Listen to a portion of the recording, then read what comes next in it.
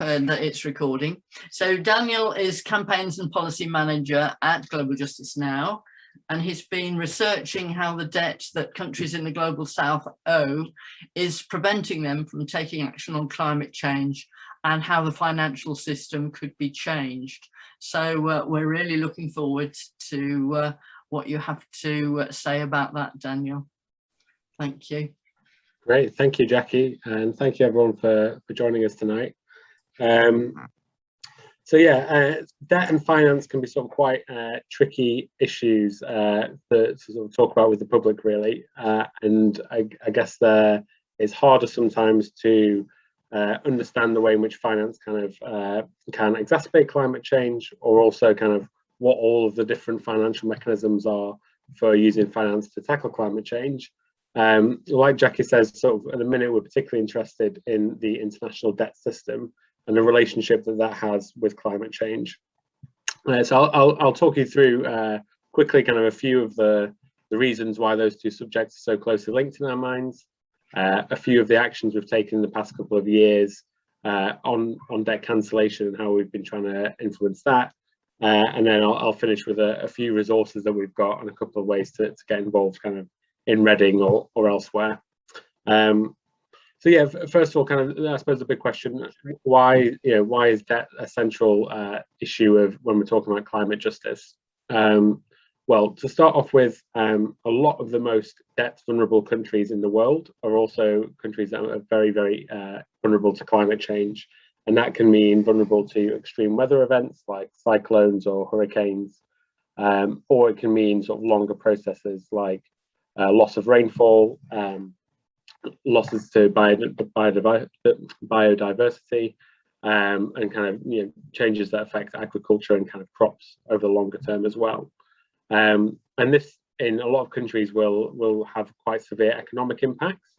A lack of rainfall that affects agriculture can severely impact the amount of crops that a country can grow to feed its own population, but also in a lot of cases will kind of affect exports overseas.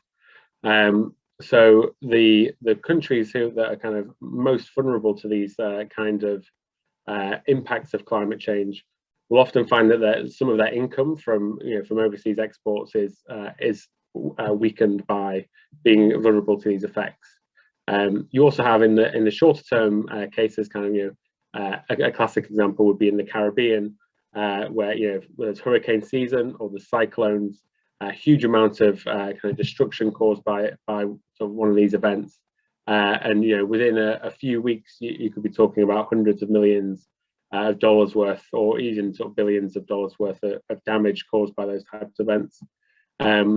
So there's kind of long-term and short-term processes, but in both cases, in order to continue funding public services, in order to kind of rebuild what's been lost due to climate change, and in some cases just to kind of pay for the kind of clear up and rebuilding, those countries can be forced to turn towards the international debt market or turn to international lenders to kind of make up that economic shortfall in the short term at least. So, for example, in Mozambique, between 2017 and 2019, had a series of really devastating cyclones that impacted Mozambique. The UK at the time was giving sort of humanitarian aid and also giving financial aid to kind of invest in climate infrastructure, so sort of things like dams and reshaping how agriculture is built to be a bit more resistant to floods and other times of extreme weather. But that amount of money and aid and assistance that was given paled in insignificance compared to the amount that Mozambique then had to borrow from the IMF to rebuild after Cyclone Kenneth and Cyclone Idai, which is about $120 million, which they borrowed from the IMF. Quite often, when countries borrow from the IMF or other big international lenders, they have to prove their kind of monetary responsibility by offering to cut public services, cut investment in public healthcare and education, or in some cases maybe even cut investments in forms of climate action, such as projects that would kind of help communities adapt in the long term to climate change. So there's a quite sort of severe form of injustice, really, in a way that a lot of countries in sub-Saharan Africa and a lot of small island states in the Caribbean are extremely vulnerable to debt crisis because of climate change. But these countries at the same time are some of the least polluting countries in the world when it comes to carbon emissions. They have, in a lot of cases, fairly small populations, and historically have had almost no fossil fuel industry whatsoever. And so in a lot of these cases, you've kind of got countries facing a crisis that they've not caused in terms of climate change, but all of the costs of dealing with that crisis are put on the burden of that one country, and that gets passed on to those citizens in the form of kind of public spending cuts, maybe in some cases in the form of kind of tax rises as well, when the governments try to recoup some of that money to pay off their future loans. So you have this kind of vicious cycle in which it's the climate crisis that's creating some of that debt because countries need to borrow to rebuild. But then you also have this sort of phenomenon, I guess, whereby in some cases that debt can push countries away from protecting the environment. And what do I mean by that?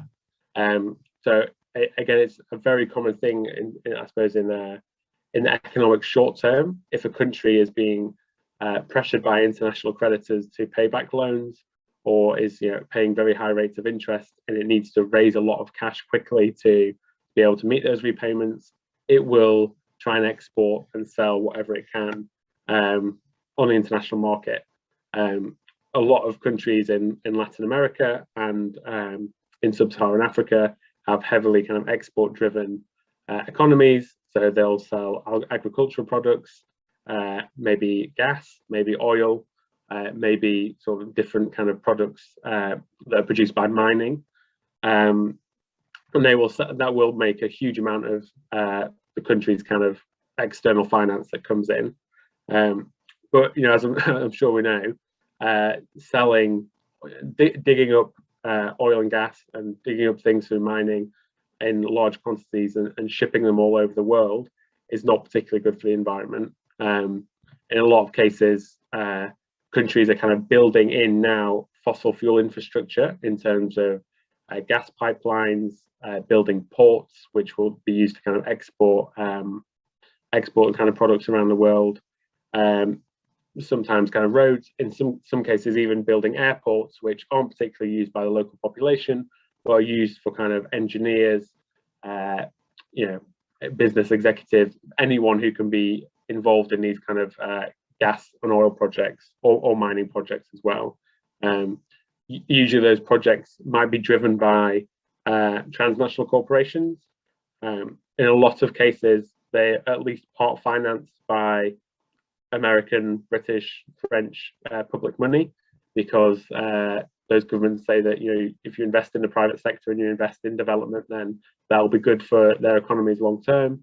But the long-term impact of it is that these things are, yes, bad for the environment, they're increasing carbon emissions, but they're also building a sort of export infrastructure into that country, which will last for decades and will tie those economies into the exports on the international market. The big problem with that is that it makes countries very, very vulnerable to any kind of economic shock. We've just been through probably one of the biggest economic shocks that we could have expected in terms of the pandemic. And a lot of export-reliant economies, just their economies crashed, and it was very, very difficult to, prices for all commodities fell, and it's very, very difficult to raise money internationally. What the impact of that is that countries' debt then rises very quickly. They have a lot less money to pay off, and so again, you kind of you'll see cuts to public services. You'll see countries having no money to invest in climate adaptation for their communities, and it carries on this cycle whereby more and more countries sort of try and fix things in the short term, but the long term it's bad for their economy and it's bad for the environment as well. So we've been campaigning to achieve sort of broad and comprehensive debt cancellation for a couple of years, partly because that would help tackle climate change. It would free up a huge amount of money for countries to invest in climate adaptation and shifting to kind of renewable energy.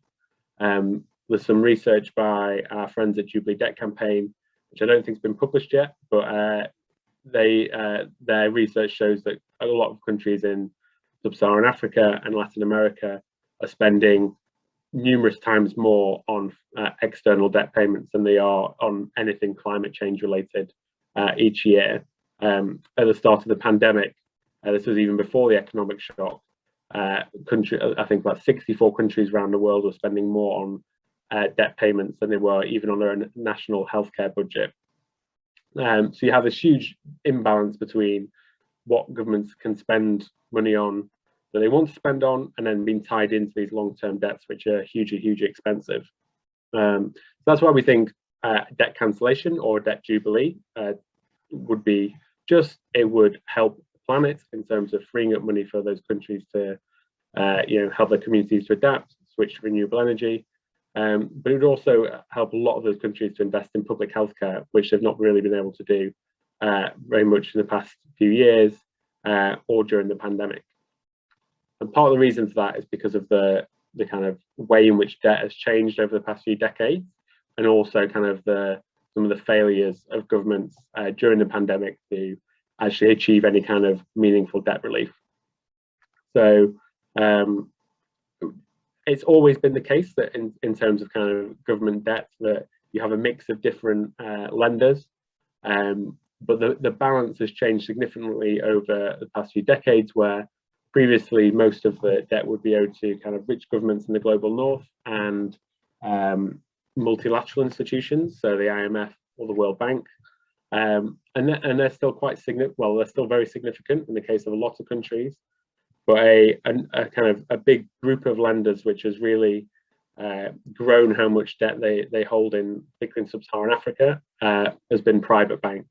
In some cases, this will be kind of banks that you'll sort of recognise and will have heard of, like HSBC, Legal & General, and others. In other cases, it's kind of more big asset managers and investors like JP Morgan, Goldman Sachs, or BlackRock. And what these investors have done, they've bought up a lot of government debt in Africa, knowing that they'll get a good return because the economies that they're investing in are very risky. And in the financial world, if you take a big risk, you kind of expect a big return. So they can charge very high interest rates for these for buying up this debt. And what they're doing is not really kind of loaning money in the sense of that a bank might give you a loan. They are essentially sort of taking a bet on the future economic security of that country. And obviously at the start of the pandemic, we reached a point where a lot of countries were very economically insecure. So our argument has been that these bankers lost their bet. They should have that debt. They should cancel that debt, and accept that they wanted they took the high risk for the high reward. The risk hasn't paid off, and they should lose out because of it. But what's happened instead is that throughout the pandemic, kind of the G20 and other governments have come together to put in place some measures for debt relief, but they've at no point forced private creditors to actually take part whatsoever. So these banks are not compelled to offer debt relief. In some cases, governments are offering debt relief in between governments. So there's an initiative that G20 created to basically offer debt relief to some of the poorest and lowest income countries in the world. Not many countries have taken them up on that offer, because if you apply for debt relief, it really negatively impacts your credit rating. But even then, in the few cases where there has been a debt relief offered, the big banks haven't been forced to take part. And all that means is that the UK might cancel $150 million worth of debt for sub-Saharan Africa, but if those same governments are then just having to pay that back out in high interest to BlackRock and JP Morgan, then the British taxpayer is sort of subsidising some of those private sector profits. So it's a highly unjust situation. calling for debt cancellation is at the minute, particularly during the pandemic, is probably not that much of it's not as radical a solution as it might first sound. The heads of the UN, the IMF, the World Bank have all said that private creditors and banks should take part in debt relief.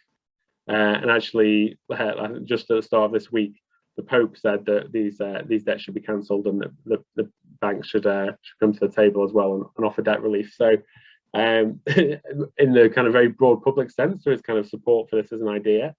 But at the minute, there's not support for it where it matters, which is in the kind of US and UK government, because those are two countries where a lot of these debt contracts are held. So I mean, that's the kind of situation as it stands at the minute. I mean, when it comes back to the relationship between debt and climate change, we think this is a particularly keen issue at the minute for quite a few reasons. I mean, one is, like I said, that you will find a lot of the most climate vulnerable countries in the world are heavily vulnerable to debt. So it was Zambia that was the first country in Africa to default during the COVID-19 pandemic. It applied for debt relief from its creditors. The banks, including BlackRock and HSBC and JP Morgan, turned around and said no, and Zambia went into default last November. And what that means is that Zambia is now effectively vulnerable to potentially being sued at some point for its outstanding debt, although a lot of big creditors will generally tend to try and restructure rather than sue them, because it'll probably guarantee more of their profits in the long run. But Zambia has gone through, it's had to make a lot of cuts to healthcare spending, even though it's received almost no COVID-19 vaccines from the global north at all. There's a letter in the Financial Times from a Zambian charity saying that there's also been cuts to kind of nurses' pay, and ICU wards that are running out of ventilators and oxygen all across the country. I think Zambia spends about 4 times more on debt payments than it does in its annual healthcare budget. So it's kind of really been held hostage by some of these banks. But it's also a country that's massively vulnerable to climate change. About, I think, 10% of GDP in Zambia is lost to the lack of rainfall. That's sort of the decrease in rainfall that's been seen recently due to climate change has knocked 10% off Zambian GDP. And they're expecting losses of about $4 billion in the next few years due to other kind of weather impacts as well. There's a real need to think about how do we bring these kind of issues together. As a country that's never done really a lot to cause climate change and not done anything to cause the COVID-19 pandemic, how is it kind of suffering the worst impacts almost of both of these crises is a really challenging question. And there's a great article actually in Open Democracy by Adam Ramsey this week that talks about Zambia and has interviews with some climate strikers and youth activists from Zambia, which is definitely worth reading. So in terms of kind of what can we do about it and what have we done so far? So we campaigned a lot last year for the G20 and got supporters to write to their MPs. We got a lot of supporters to write to Rishi Sunak and really tried to put pressure on the UK to support debt cancellation by the UK and also by the banks. And the UK kind of agreed insofar as it helped contribute to this G20 initiative, which allows for some kind of debt relief, except, like I say, it's not really been taken up by a lot of countries. And in principle, the UK government agrees that banks should participate in debt relief. They just don't really want to do anything about it. And we've met with the Treasury numerous times and kind of lobbied them on that. And it's not really something that they'll budge on at the minute without a lot of public, outrage about it. So yeah, in theory, kind of supportive, but they don't think that there should be legal mechanisms which compel these banks to offer debt cancellation. So after that, we sort of took campaign to the banks. I'll try and share my screen now, just so that you can see. Can everyone see that okay? Guardian page? Great. Okay. So yeah, we took our campaign directly to the banks after that. So we launched an online action that lets you write directly to the CEOs of BlackRock, JP Morgan, HSBC, and UBS to demand debt cancellation for the Global South. I think we've had about 8,500 people do that. Then we organised a protest outside HSBC, outside their AGM back in May, which got sort of nice press coverage in The Guardian. And we were inside the AGM as well, asking questions by shareholders, trying to put pressure on HSBC to join in with debt cancellation.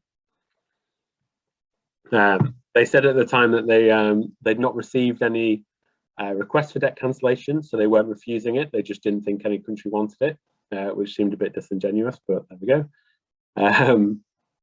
And similarly, activists and groups in Scotland have done similar actions in Edinburgh. This is quite interesting actually, because Scotland has what it terms a historic relationship or historic friendship with Zambia, basically because it was Scottish explorers who colonised it. But the impact of that under the SNP and Holyrood at the minute is that it's one of, I think, 3 countries that the SNP or the Scottish government even gives a part of its own international aid budget, which is a sort of very small amount of money. But the Scottish government does have a kind of specific interest in Zambia. So our Scottish activists have written to Nicola Sturgeon and her development minister, Jenny Gilruth, and then they did a projection and a protest outside BlackRock in Edinburgh. And they found that the amount of Scottish aid, the amount of aid that Scotland gives to Zambia is sort of 75 times less than what Zambia is going to spend on debt repayments, which we, as nice as that aid is, I think sort of just demonstrates that it's a real drop in the ocean compared to what debt cancellation could achieve. And I guess our point was to encourage the Scottish government to sort of try and take bolder action by writing to the banks and saying, you're based in Scotland, you benefit from being here. We think you should offer debt cancellation to Zambia. That's kind of what we've been working on. Our real focus on climate change and drawing the sort of relationship between climate justice and debt is partly coming about because the COP26 is going to happen in 2 weeks, and it's a great moment to draw attention to any form of climate policy and any kind of policy that would we think make a difference to climate justice. But during these talks, there will also be kind of a big debate about something called climate finance, which is in this context, it means the money that rich countries agreed to give to the global south each year to sort of support those kind of adaptation projects that I was talking about earlier, or the kind of switch to renewable energy. Now, rich countries have missed the target that they set themselves about 10 years ago, and then they gave themselves an extension to 2025, but they've still not met that 100 billion target. So they're not really taking great action on that. And another huge problem with this finance is that 75% of it actually comes in the form of loans.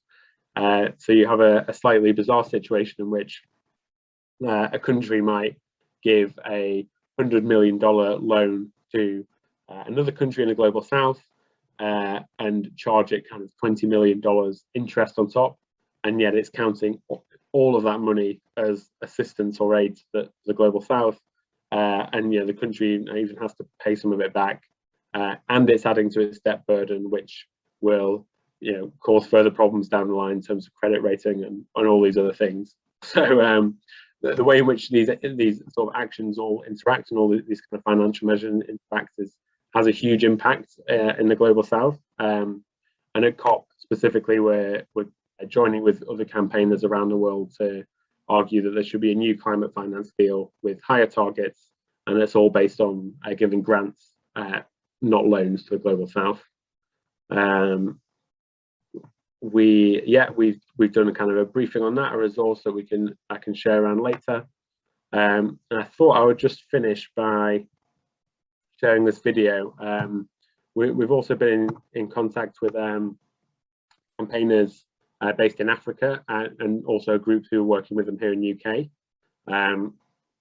who've been really interested in this idea of a jubilee for climate. So a debt jubilee would typically be a kind of historic celebration, a big important date, maybe like the Queen's Jubilee next year, when there would be widespread debt cancellation and kind of pardons of prisoners and things like that. So they've tried to revive this idea of a jubilee for climate that, is COP26. We're going to face increasing climate chaos around the world, from now on, and this is a kind of just time for widespread debt cancellation. But they did this action last week, and we've been supporting them. So I thought it was just worth sharing.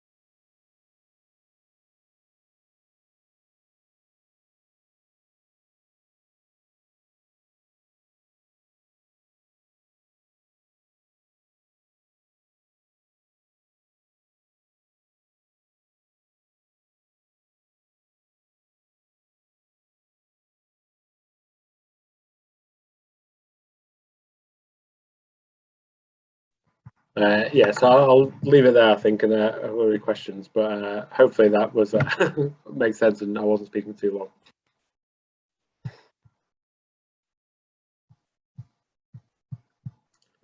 We got any questions in the chat? Or? Well, thank you very much, Daniel. That was very interesting, and it did give us a good introduction to the problems that there are. I see Mariana's put a question here for you. Odious debts incurred during times of dictatorship or corruption are still being paid by developing countries at outrageous rates of interest.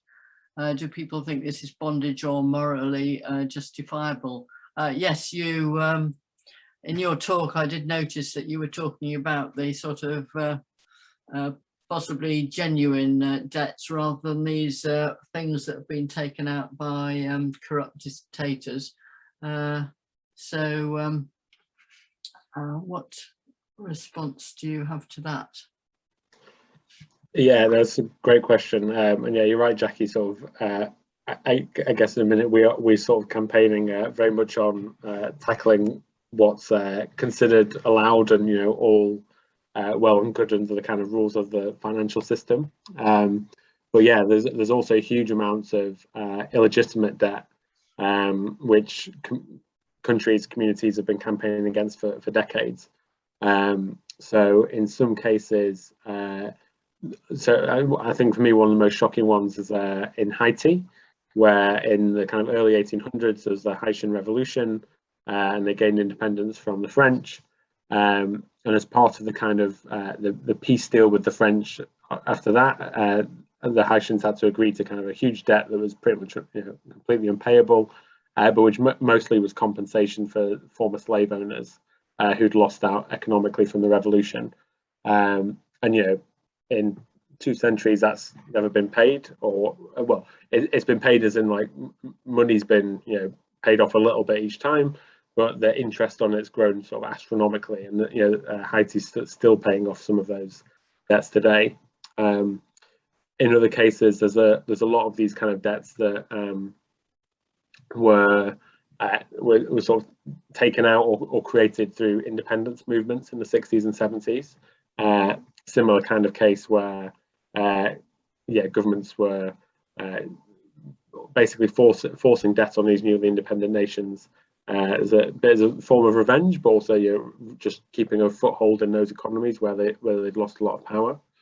And this still happens to this day. And there's one really important case actually where in Mozambique in 2013, Credit Suisse, the bank, gave a huge loan to the kind of government administration at the time, and the family of the president, ostensibly for a huge tuna fishing fleet, so a set of boats that were going to go out and trawl for tuna. And this was, a sort of a business investment, but there was, a huge amount of corruption involved. There's been an ongoing court case in which communities and campaigners in Mozambique have argued that Credit Suisse knew that money was always not going to go in this project. It was, it was basically just set up for, to be taken by the family and by sort of friends of the president. And actually just this week there's been a resolution to that, and Credit Suisse have been fined a couple of $100 million, and about $150 million of Mozambique's debt has been cancelled, which is very positive, and it shows that you can sort of you can win on these things. The debts themselves are odious, and the colonial ones. But I guess there's a degree of acceptance in some cases that they are odious. Whereas what we're really trying to show is that even the reasonable and legal debts are still highly unjust as well. And we need cancellation of both ultimately. The last one I'll talk about is in Sudan, where Sudan owed the British government a sort of ridiculously tiny amount of money a long time ago, but just could never pay it. And now the amount, I think it's about 80% of Sudan's debt to the UK is just interest that accrued on that initial debt. And Dominic Raab, when he was Foreign Secretary, agreed to write off a huge amount of that debt, but on the condition that Sudan would cut public services, cut public spending, basically enforce austerity on its own population in return for abolishing the debt. And now Rishi Sunak has abolished some of that debt, but the government is going to count the amount it's cancelled all as aid, which means that it won't have to put about £500 million, I think, into the aid budget, because it's just going to cancel Sudan's debt and say, oh, we've given them enough money. It's massively still a kind of tool of control and of enforcing kind of like political projects on different countries. Right, thank you. So Jane says, do you think it's possible to really make a difference to this appalling situation within the existing international political and financial systems that exist? That's a really good question. So it is very, very difficult in a way. I think particularly on the issue of getting banks to participate in this, but we have been sort of building up this campaign for a while, and we've seen kind of more and more kind of big public figures speak out about it. So we sort of feel like we're getting somewhere, and it feels like there's a lot of interest in civil society around the world at the minute in debt in a way that there probably wasn't 2 years ago. I think the pandemic's kind of really forced home that it is an important issue. So yeah, we're always hopeful of being able to make change. Just being invited to talk to a group of people about debt seems quite progress, like people are interested in it. But I think the area where we have the biggest chance of making a difference in the minute is hopefully at COP26, and of seeing kind of a recognition that loans shouldn't form such a huge part of climate finance. This has always been something that a lot of movements in the global south have argued for continuously. Actually, just beyond even the point of debt cancellation, a lot of countries from the global south and their negotiators have argued at COPs in the past that the debt that the global south owes financially to the global north, yes, should be cancelled, but it's insignificant in relation to the kind of ecological debt that the north owes the south for creating climate change through kind of historic carbon emissions and through industrializing the world, basically through colonialism. So these arguments and kind of, I guess in a way, the fact that campaigners in the global north now are taking on this issue as well shows that there's kind of a bit of united movement behind it. So hopefully it won't be long until we sort of see some further victories. But yeah, it is very difficult, and particularly in the UK, we've got a government and a chancellor who's so wedded to the idea of kind of the freedom of the market that getting them to take sort of measures without that international pressure is very difficult. Yeah.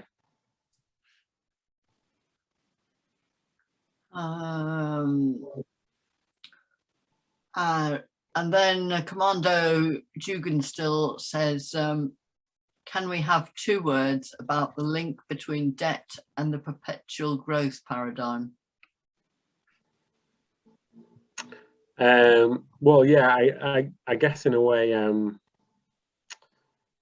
debt, the need to pay off debt, and particularly need to pay off interest, does enforce on country a need to grow your economy. You can't have 0.5% growth each year if you are paying 5% interest on all of your loans. You have to keep growing your economy to keep making up that extra fall.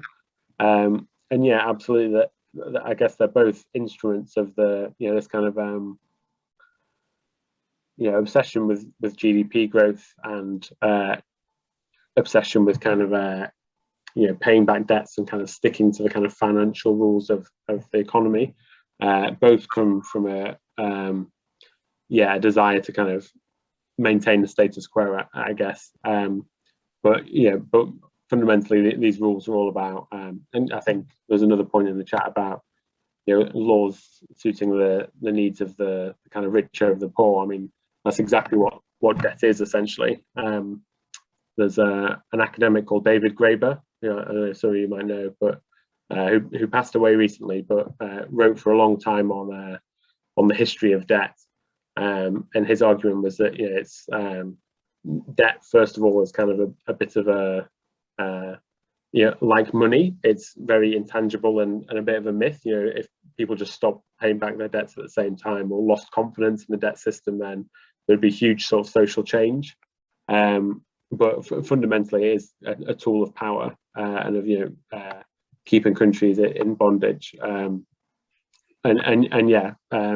Absolutely, the kind of it forces country into a particular kind of economic model where they always have to grow their economy, but particularly they always have to sort of grow the kind of export sectors to be able to get foreign currency and pay off their debts that way. So yeah, it very much is tied into that kind of capitalist economic model, but also one that's, like I said before, just really bad for the environment and sort of quite incompatible really with where we need to go environmentally from here on in.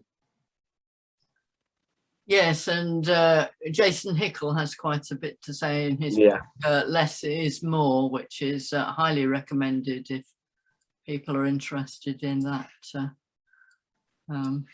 Very, very interesting to read. Right. most people are in the dark about the reality of the world we live in. Newspapers are enthralled to big corporations. How can we educate people? Yeah, I think debt is quite a difficult issue, I think, to educate people. I mean, I'm not claiming to be any huge expert on debt. It's something that I've done a fair bit of work on the past few years. But I think it can, the kind of mechanisms behind it can seem quite daunting. And I remember one talk I did with a group when I started talking about the sovereign debt bond market, and saw everyone switch off immediately. So yeah, it's quite difficult. I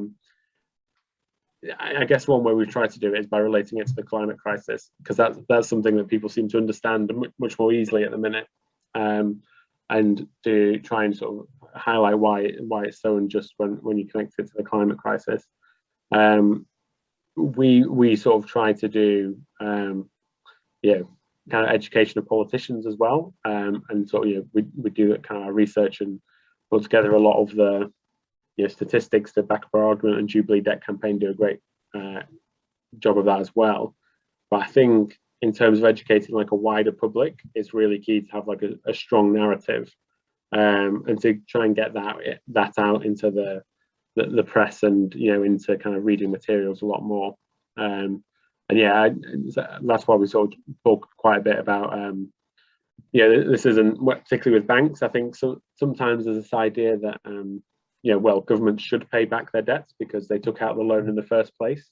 I think to counteract that, we're trying to build on this narrative of in some cases governments didn't have the choice to take out the loan, but you also quite often it's not your friendly high street bank. It's basically financiers rolling dice on the world, and they should get their comeuppance once in a while. That always seems to persuade people a bit more than talking about bonds. I mean, to be honest, your friendly high street bank also makes bad loans, and they don't seem to be held responsible either. And sometimes I think the lender should take responsibility for making bad loans. But anyway, that's another thing. And following on from that, I thought Jane's point here, I heard a talk the other day by Ulrich Volz from SOAS, who seemed to have a particular proposal that he thinks may be politically possible in terms of converting debt into green bonds.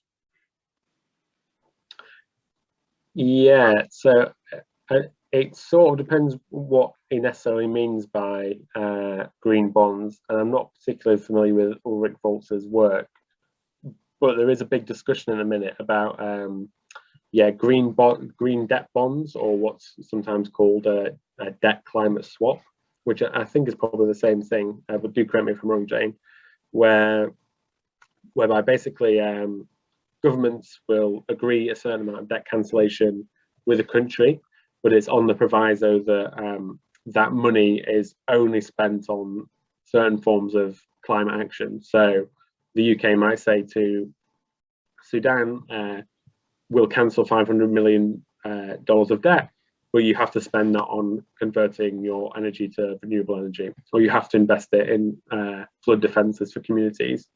And I can see the temptation of that. It's like I was saying in the case of Mozambique, the UK gives a pretty small amount of aid to Mozambique each year to do exactly this type of thing. Right? So rather than devising a program and sending that small amount of money, it would make a lot more sense just to cancel some of those debts, free up a lot more finance, but it still goes and gets spent on the right thing.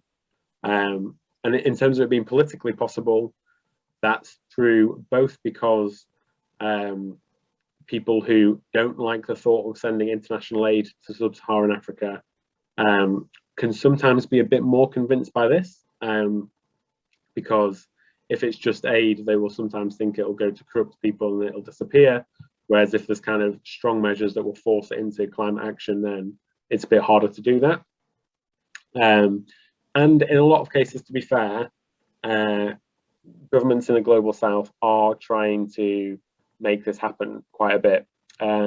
So one particular one is in Pakistan, Imran Khan is really keen on the idea of these kind of debt for climate swaps, and is trying to encourage banks and governments to sort of initiate them with Pakistan, so that he can invest that money in reducing carbon emissions and protecting communities. So from that point of view, I think they do sound good, and it's not for me to say that governments in the south should don't know what's best for them. I'm sure they're right. My only worry with that is that there is an element of it that sounds just like Dominic Raab telling Sudan to cut its public services, and for me, the conditionality of telling governments how to spend their money just shouldn't really exist anyway. So if you're going to cancel the debt, you should just do it unconditionally. And it might be that, like I said this year, Zambia or Mozambique doesn't want to spend that money on climate action. First of all, it needs to spend it on buying COVID vaccines, or paying its nurses, or buying ICU beds. And those are important things as well. So there's a bit of disagreement, I guess, in civil society about whether they are the right approach to support.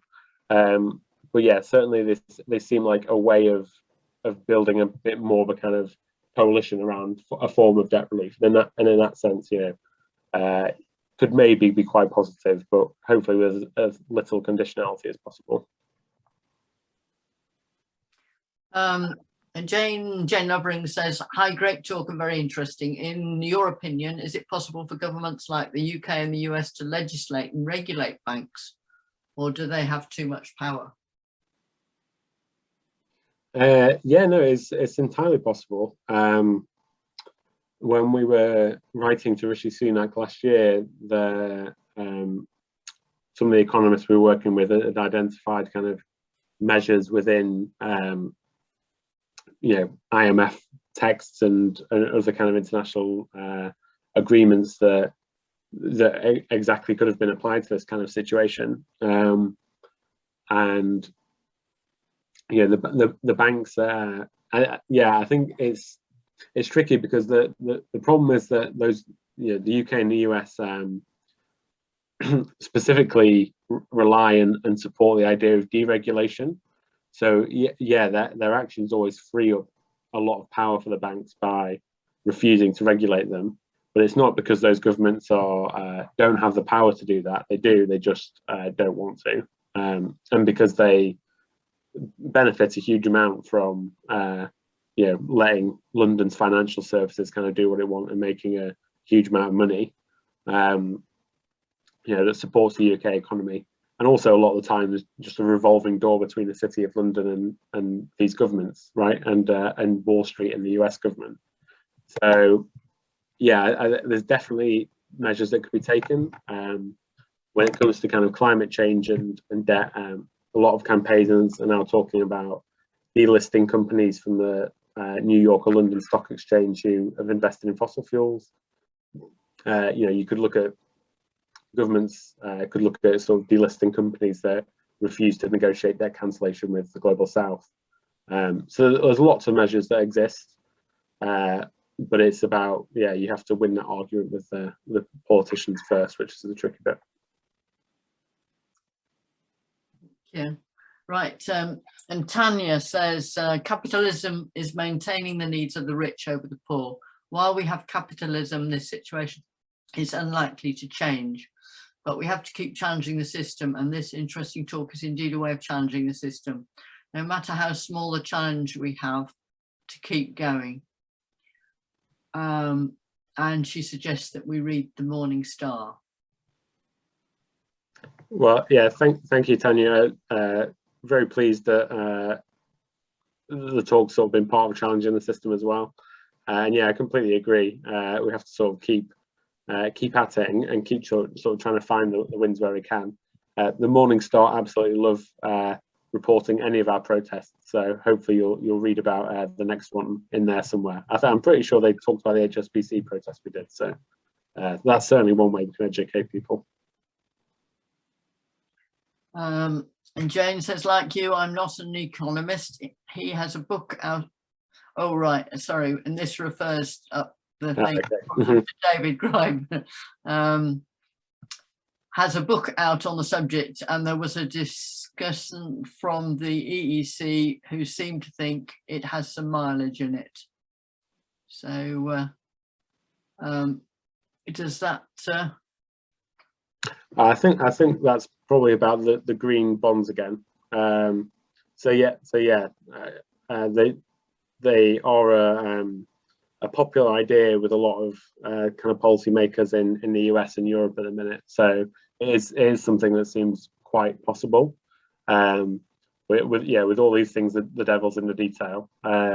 You probably find me saying that they sound good in principle today, and then if they announced them tomorrow, I'd say, well, these are all the reasons it's rubbish. So yeah, we'll see. It could be something that's agreed at COP. We never know. So I have just one more question down here in the chat. If anybody else has any questions or comments, if they could add them, because I think it's otherwise about time that we will be winding up the meeting. But we do have time for one or two more comments. And Zainab says, can we educate and work with other environmental groups on the issues of debt and militarism, both damaging to the planet and causing climate change? Yeah, it's a really interesting point, actually. We have tried to, part of our work has not just been to try and educate the public, but also to try and sort of educate the wider climate movement about some of the issues with debt, because it wasn't something that was discussed a lot. So we've had quite a few meetings this year with some of the big coalitions who are kind of planning protests at COP. Well, the COP26 coalition, which is more planning the protests, and then the Climate Coalition, which involves a lot of the big environmental groups that will do more kind of inside lobbying. And on militarism, that's a hugely important issue as well. We've sort of signed statements calling for an agreement on the COP on reducing militarism, military spending, but also reducing kind of carbon emissions from the military as well, which, because of the nature of things, would just reduce would entail reducing the kind of our operations and weaponry and all sorts of other things they do. But just in terms of sort of trying to educate the movement, we're going to be trying to do a lot of this in Glasgow. We're kind of doing an assembly in Glasgow for activists, which will involve Jubilee Debt Campaign. We're doing a session with youth activists from around the world and speakers from Asia and Latin America on a Sunday at COP. And we're sort of join the big march in Glasgow on the 6th as well. And we've got a nice debt banner and a few placards for debt cancellation as well to join in. So yeah, it's definitely important, I think, to educate the wider movement as well, because sometimes these kind of other economic issues, they can be dropped out of the kind of climate discussion.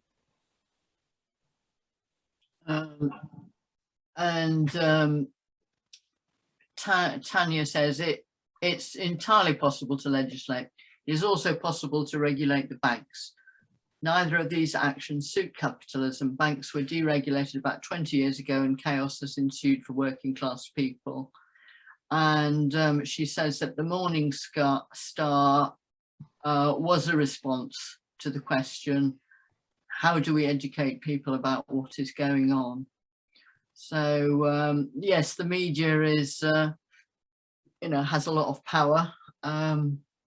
Even though people don't read papers as much as they used to, people still do talk about them, and the information gets passed from one to the other. It sounds really great what's going to go on in the alternative COP26 at Glasgow, for anybody who can get there.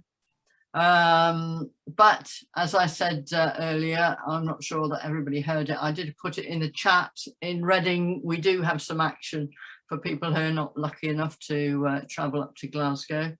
So there's going to be a march starting at 1 o'clock. And if you can help us carrying our banner and placards, that would be great. And then from 2 o'clock to 5 o'clock, there will be stalls and speakers in St. Lawrence Church. So we will hopefully be educating people there.